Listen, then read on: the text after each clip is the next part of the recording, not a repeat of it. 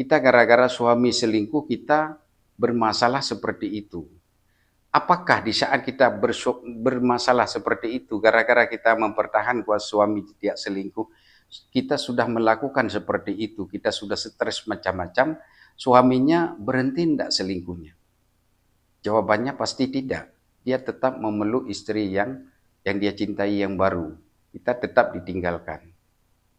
Artinya, kita berbuat apapun tidak ada untungnya tidak efeknya atau tidak ada pengaruhnya bagi suami kita. Itu karena kita tolak. Lalu kalau kita terima, pertama, di saat kita terima, artinya kita mengakui bahwa itu ketentuan Allah. Setelah kita mengakui ketentuan Allah, kita mengakui ketidakberdayaan kita. Karena itu semuanya adalah titipan daripada Allah. Setelah mengakui itu, baru kita sadari bahwa sesuatu itu tidak akan terjadi serta-merta. Pasti ada sebab akibatnya. Kenapa suami selingkuh? Ada sebabnya. Paling kurang saya ingin bertanya, kenapa seorang suami suka makan di warung kopi dan tidak mau makan di rumah? Ini kalau pertanyaan ini bukan bermakna seorang istri tidak memasak. Kalau membahas tentang makan artinya suami istri ada masak. Tapi kenapa suami makan di luar? Jawabannya yang pertama, kemungkinan menunya yang tidak sedap atau pelayanannya yang tidak sedap. Tapi kalau laki-laki, ya saya laki-laki, kami laki-laki, kalau menu tidak sedap mungkin ada pertimbangan lah. Tapi kalau pelayanannya yang tidak sedap, yang tidak sesuai, mungkin itu yang tidak bisa diterima. Contoh, seorang suami pulang dari kerja, tanya sama istrinya, "Dek, ada masak?" "Dek, ada bang." "Di mana masakannya?" "Itu nasi di dalam periuk bang." "Oh gitu ya. Lauk pauknya di mana, Dek?" "Itu di atas, di dalam periuk juga, udah adik masak di atas kompor." "Oh gitu ya. Cuci tangan di mana, Dek?" "Itu di dalam bak bang." "Oh, lap tangan?" "Lap tangan itu di dinding udah adik tempel yang abang beli kemarin." "Oh gitu deh ya." Apa sikap suami? Dia hanya minta izin sama istri, "Dek, sebentar ya abang ke warung dulu." "Ngapain?" "Abang beli rokok dulu." Atau abang ketemu dengan teman dulu. Lalu dia ke warung, menyebat aja dia buka, truk bawa warung, bobo sabo. Taruh nasi satu piring. Di saat ditaruh nasi piring, 5 menit mulai dari cuci tangan sampai lap tangan tersedia di atas meja. Maka disitulah suami menemukan bahwa lebih bahagia makan di warung daripada di rumah. Disitulah ada peran kesalahan istri di situ. Padahal tugas istri adalah berbakti dan patuh dan taat kepada suami. Apa yang suami butuhkan, istri harus kerjakan. Maka kenapa suami selingkuh? Karena ada efek salah satu. Di situ ada kekurangan. Kalau seorang istri tidak senang kepada suami, ada yang mengganjal di hatinya, ada kesalahan daripada suami. Maka orang yang menyerahkan diri kepada Allah, menerima segala ketentuan Allah, dia akan melihat, apa ya Allah salah saya ya Allah. Kenapa suami saya lari ya Allah? Mungkin ada kesalahan saya. Setelah dia mengakui kesalahan saya karena salahnya dengan suami dan salahnya dengan Allah, maka disitulah dia bermohon kepada Allah. Ya Allah, suamiku adalah titipan daripada Engkau kepadaku ya Allah. Suamiku adalah orang yang Engkau berikan sebagai jodohku ya Allah. Tapi kenapa itu tidak bahagia ya Allah? Bukan Engkau tidak memberikan kebahagiaan kami ya Allah, tapi kami tidak mampu untuk menerjemahkan bagaimana hidup keluarga yang sebenarnya ya Allah. Mohon kepada Allah. Setelah mohon kepada Allah, berdoa kepada Allah, ya Allah kembalikan suamiku ya Allah. Jangan tinggalkan aku ya Allah di sini sendiri ya Allah. Kembalikan suamiku ya Allah. Di saat kita berdoa itu, saya yakin seorang istri itu doa itu pasti dibutuhkan. Karena doa yang tidak ada penghalang atau langsung diijabah oleh Allah, Yang pertama adalah orang yang teraniaya. Yang kedua orang sakit. Yang ketiga orang yang tersiksa. Dan banyak lainnya, tapi tiga aja kita sebut. Itu doanya langsung diijabah oleh Allah. Kenapa? Karena orang yang menderita, yang dia minta itu memang betul-betul butuh. Seorang istri yang ditinggalkan oleh suami, saya percaya dan yakin bahwa seorang istri itu butuh suami akan kembali. Di saat doanya dipanjatkan kepada Allah dan dia butuh, yakin dan percayalah Allah akan menjawab. Di saat Allah akan menjawab, akan menerima segala keluhan atau permohonan daripada seorang istri. Bagi Allah tidak susah untuk membolak-balikkan hati seorang hamba. Jangankan hati seorang suami, dunia ini Allah hancurkan dalam detik bisa hancur. Apalagi hati suami yang begitu kecil, mudah bagi Allah. Walaupun menurut kita susah. Karena kita hanya berikhtiar, makanya kita susah. Karena yang memberikan hasil bukan kita. Yang memberikan kita hasil adalah Allah. Maka bagi Allah tidak susah karena semuanya ada di dalam genggamannya atau dalam kekuasaannya. Bermohonlah kepada Allah.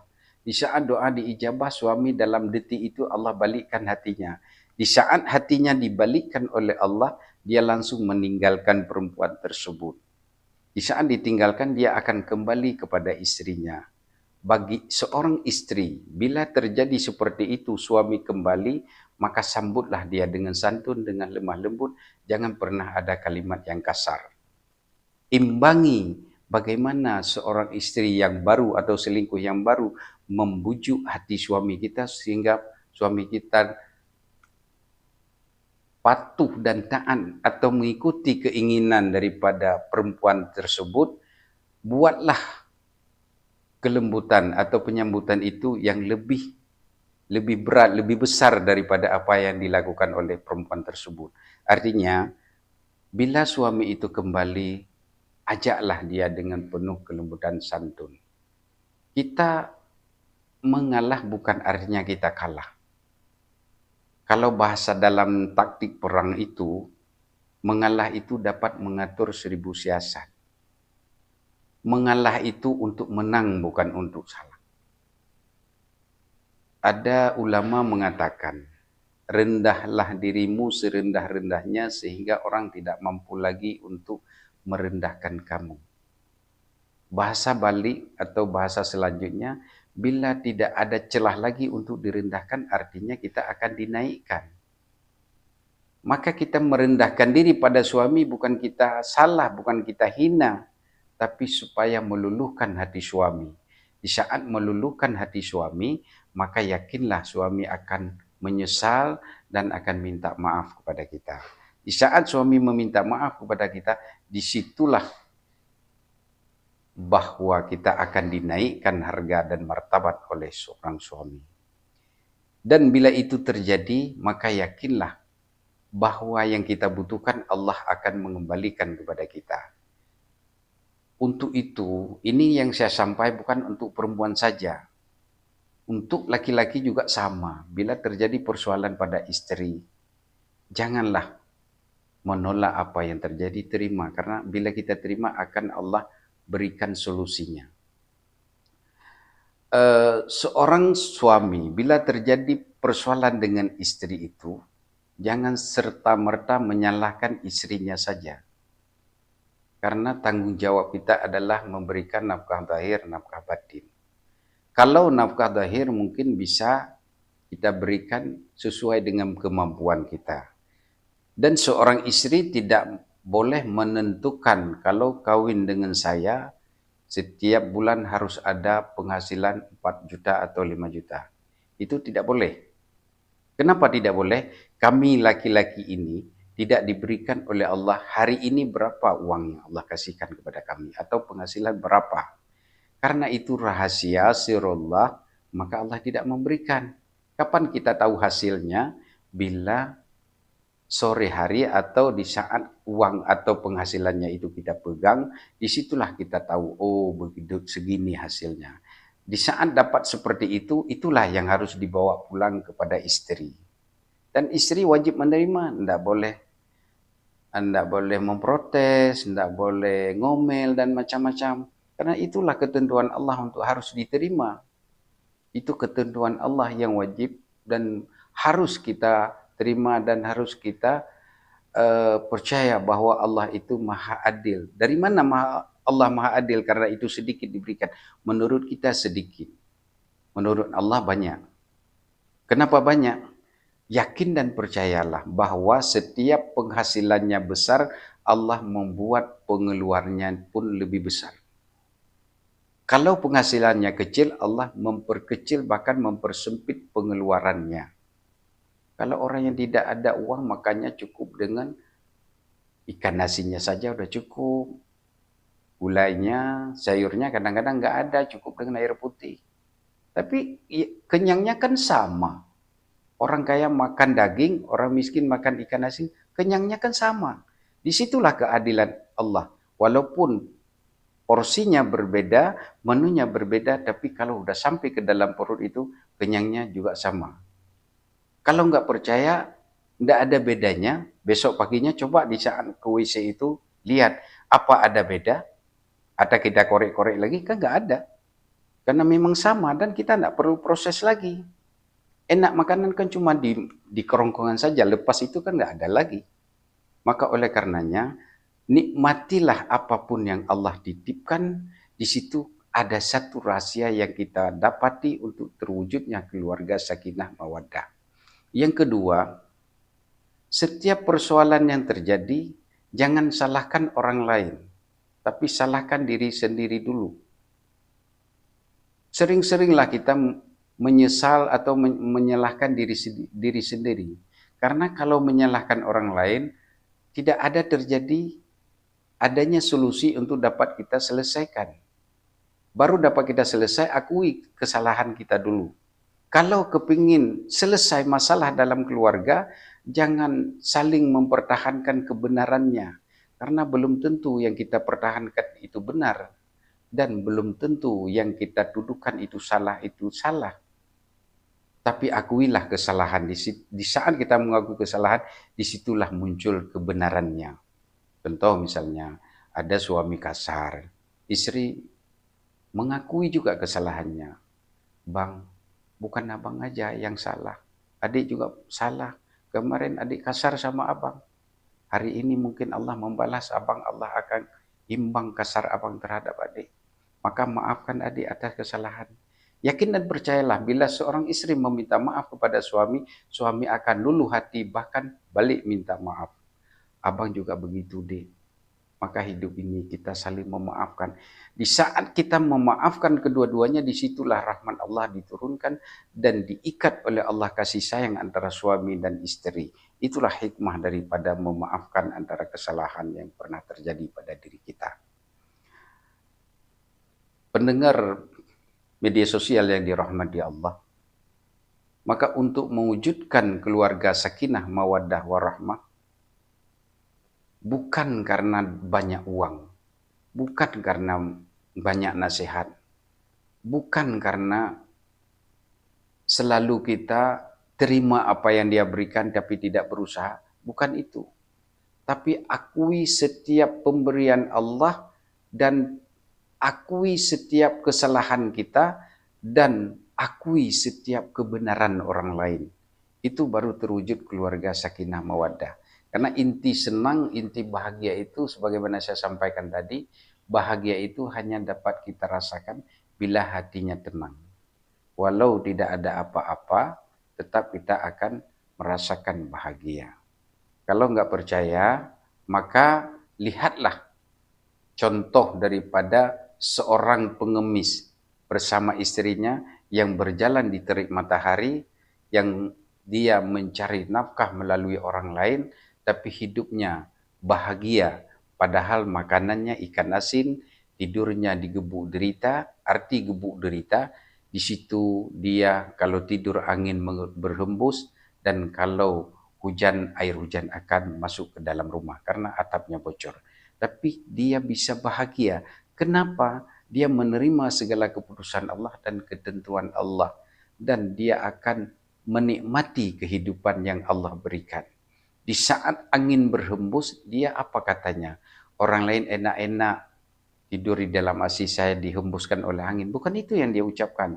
Alhamdulillah ya Allah, kami tidak engkau titipkan uang, tapi engkau titipkan AC gratis kepada kami ya Allah. Alhamdulillah. Dan AC ini tidak pernah membuat badan kami sakit. Sementara bila air hujan masuk ke dalam, Alhamdulillah ya Allah, engkau tidak memberikan kami uang dan kami tidak mampu untuk membeli pompa air, tapi mampu hanya kami tampung air hujan yang engkau turunkan ke dalam rumah kami ya Allah. Dan kami tidak mampu beli keramik ya Allah, karena tidak ada uang. Air yang ada di dalam rumah kami cepat kering karena langsung diserap oleh tanah. Artinya, seorang pengemis itu bahagia karena menikmati kehidupannya dengan apa yang Allah berikan. Lalu pertanyaannya, kenapa kita hidup mewah? Rumah mewah, di gedung yang hebat, dan penghasilannya banyak, kemudian fasilitasnya pun luar biasa. Tapi kenapa kita hidup bagaikan di neraka? Karena tidak menikmati apa yang Allah berikan. Coba kalau kita nikmati, harta yang banyak serahkan ke sebagian untuk orang lain karena ada jatah orang lain. Lalu kalau kita makan, ingat orang-orang susah. Di situ akan kita temu kenikmatan dan kebahagiaan. Cuma kadang-kadang kita balik. Di saat kita punya mobil, ada orang jalan lewat di pinggir jalan, air ada, malah kita gas mobilnya sehingga airnya kena pada orang yang jalan kaki. Sebenarnya yang diharapkan oleh agama, oleh Allah, bila kita punya penghasilan, kita punya kelebihan seperti itu, ada orang jalan kaki, kita berhenti dan kita ajak untuk kita bersama-sama naik ke dalam mobil kita. Inilah yang tidak ada sekarang yang terjadi pada manusia. Sehingga kemurkaan kita itu akan terwujud di dalam hati kita. Jangan salahkan Allah, jangan bilang Allah murka kepada kita. Tapi kesalahan kerja kita, kesalahan ikhtiar kita, membuat kita menderita, membuat kita susah, membuat kita gelisah, akhirnya kita akan celaka. Maka oleh karena itu, pahamilah dengan pembahasan sedikit ini, mudah-mudahan menjadi renungan bagi kita untuk dapat kita bina keluarga kita, rumah tangga kita menjadi keluarga yang sakinah, mawaddah warahmah, keluarga yang Allah ridai, keluarga yang mendapat rahmat dan kasih sayang Allah baik di dunia maupun dan akhirat kelak nanti. Amin ya rabbal alamin. Billahi taufiq wal hidayah. Wassalamualaikum warahmatullahi wabarakatuh.